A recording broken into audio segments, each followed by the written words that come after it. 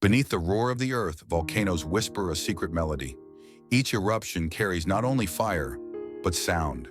The deep rumble you can't hear, the infrasound, travels for miles, a warning before the lava even rises. Some volcanoes, like Mount Etna and Kīlauea, produce low-frequency tones that scientists record, nature's own heartbeat of magma. And sometimes the lava itself sings, as gas bubbles burst and molten rock vibrates like a living drum. In every echo of the Earth's fire, there's a song written in heat and stone. For more interesting facts, please subscribe The Unknown Chapter by Ganesh Dharai.